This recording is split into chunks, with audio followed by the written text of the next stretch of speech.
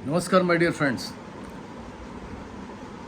आज आपको एक ऐसी वसीयत के बारे में बताना चाहूँगा कि जो अपने आप में अद्वितीय वसीयत थी और वसीयत करने के वाले के पास न ही एक रुपया था, न ही कोई बैंक बैलेंस था, न ही कोई ज़मीन जायदाद थी, न ही कोई मठ था, न कोई बंगला, न कोई चीज़, कुछ भी नहीं था।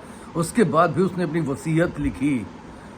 आप सोच सकते हैं कि ऐसी अद्वितीय वसीयत, वो ऐसी वसीयत लिखी जिस वसीयत की लगभग 8 लाख से ज़्यादा प्रतियां बिकी, जिसको 40 बार जो है पुनर्मुद्रित किया गया।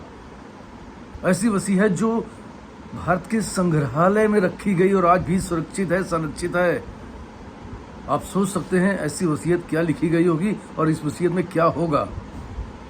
जी हाँ, ऐसी वसीयत कलयुग के ही महान संत राम सुखदास जी महाराज की थी। राम सुखदास जी महाराज ने जो अपनी वसीयत दी थी उसमें लगभग 7-8 पॉइंट थे। उन 7-8 पॉइंट में उन्होंने जो लिखा है, आज मैं चाहता हूं कि आप सबको जानने की ज़रूरत है और मैं उस वसीयत के जो पॉइंट हैं आपको क्रमशः आज बताना भी चाहता हूं और आप समझें कि क्या ऐसी भी कोई वसीयत हो सकती है आज के इस दौर में। वसीयत कुछ इस तरीके थी। इसका पहला पॉइंट है, जिस प्रकार जीवन अवस्था में मैंने दंडवत, प्रणाम, चरण स्पर्श, जय जयकार, माल्यार्पण को निषेध किया, इस शरीर को त्यागने के पश्चात भी इन सबका निषेध किया जाए। ये पहला पॉइंट था उनका।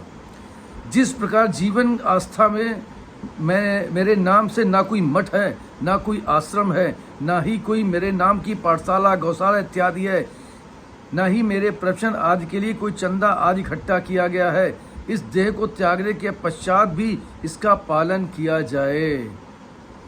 तीसरा, ना तो मेरा कोई शिष्य है, ना ही कोई मेरा प्रचारक, ना ही कोई उत्तराधिकारी था और ना होगा। चौथा, इस देह को त्यागने के पश्चात मेरे किसी भी तरह का भोज अथवा वार्षिक उत्सव ना किया जाए। इस देह को त्यागने के पश्चात अंतिम संस्कार हेतु बैकुंठी, अर्थी आदि ना हो, एक झोली में ले जाकर इस देह को गंगा के समीप अंतिम क्रिया संपन्न की जाए।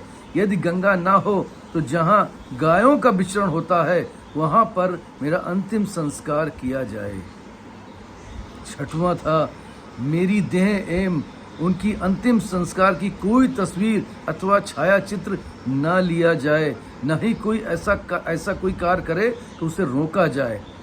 क्योंकि स्वामी जी ने पूरे अपने जीवन का लगभग 102 वर्ष में कभी भी अपनी फोटो खींचने नहीं दी, क्योंकि उनका मानना था कि लोग भगवान के स्थान पर उनकी फोटो लगा के पूजन कर सकते हैं, जो उचित नहीं है। सातवां, सभी सामग्री जैसे मेरा कलम, कपड़े, खड़ाऊं, जूते, वस्त्र इत्यादि चिता के समीप जला दिए जाएं, ताकि उन वस्तुओं की कोई पूजा इत्यादि ना कर पाए। जिस स्थान पर अंतिम संस्कार किया जाए वहाँ कोई स्मारक इत्यादि ना बनाया जाए। उनका मानना था कि पूजा सिर्फ भगवान की ही, मनुष्य की नहीं होनी चाहिए, पूजा सिर्फ ईश्वर की होनी चाहिए। ये अद्भुत वसीयत, ये अद्भुत शब्द उस महान संत के थे।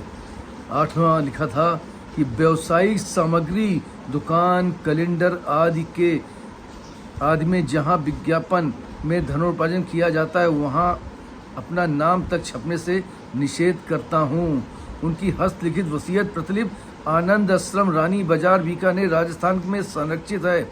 उनकी वसीयत को स्वामी जी के आदेश पर देहरादून के श्री राजेंद्र कुमार जी धवन ने लिखा था और उस वसीयत में स्वामी जी के हस्ताक्षर भी थे और स्वामी जी की वसीयत पर साक्षी के तौर पर 5 लोग और थे। उन 5 लोग वो कौन थे? पहले सिंहस्थ पीठाश्वर श्री क्षमा राम जी महाराज सीथल। दूसरे थे श्री नवल राम जी महाराज आनंद आश्रम, रानी बाजार, बीकानेर। तीसरे थे श्री ब्रज रतन जी डागा, भीमनासार। चौथे थे श्री राम निवासन जी महाराज लाडनू और 5वें थे श्री किशन जी राठी, बीकानेर। मैंने अपने जो लिखने वाला है उसके अपने भाव थे, उसने लिखा है कि मैंने अपने अल्प ज्ञान से जो कुछ लिखा वो मेरे लिए सौभाग्य की बात है, अन्यथा मेरे ज्ञान बुद्धि में इतना सामर्थ्य नहीं कि इतने महान संत पर कुछ लिख सकूं। इस दौर में जहां अधिकाधिक संत मान बढ़ाई के लिए आतुर रहते हैं, जिनके बड़े बड़े मठ होते हैं, बड़े बड़े आश्रम होते हैं, बड़े बड़े पीठाश्वर कहलाते हैं, ऐसे अद्भुत संत न सिर्फ प्रत्यक्ष उन्होंने देखा, उनके साथ रहने का सौभाग्य भी प्राप्त हुआ और उनकी अंतिम क्षणों में, उनकी अंत्येष्टि में भी शामिल होने का उनको अवसर मिला, जो अविस्मरणीय था। ऋषिकेश में उनका देहवास हुआ था। आज के युग में स्वामी राम सुखदास जी महाराज जैसे संत पर शोध होने की आवश्यकता है।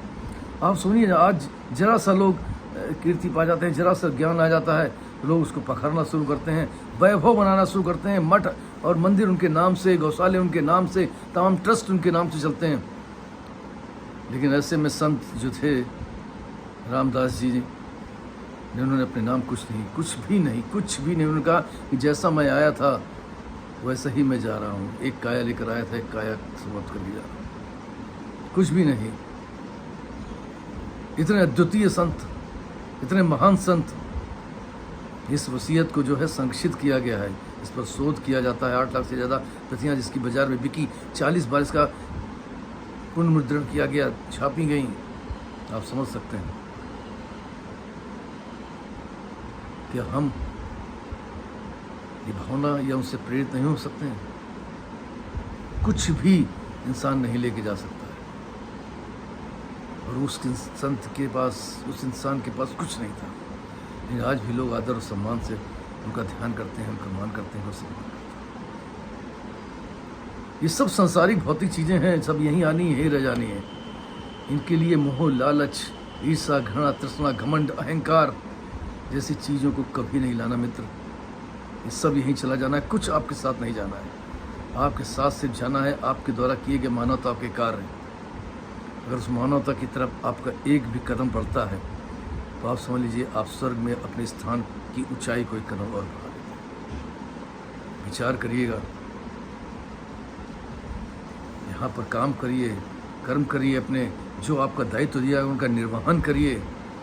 आप अगर गृहस्थ हैं तो गृहस्थ का निर्वहन करिए, अच्छे से करिए। लेकिन उस निर्वहन के बीच में कहीं भी ऐसी चीज़ें नहीं होनी चाहिए उसके लिए आपको जो है कोई गलत रास्ता अख्तियार करना पड़े, किसी प्रकार का ईगो करना पड़े, किसी के प्रति ईर्ष्या लानी पड़े, किसी के प्रति अपनी भावना खराब करनी पड़े। आप करके देखिए, ये निश्चल भाव से आपका जीवन निश्चित तौर पर इतना धन्य हो जाता है कि आपको यहाँ पर तो परम पद मिलता ही है, ऊपर ईश्वर भी आपका स्वागत करता है। Wish you all the best. Thank you very much everybody. I love you all. फिर मिलूंगा किसी प्यारी कहानी थॉट के साथ। आपका दोस्त यूज कर लिया।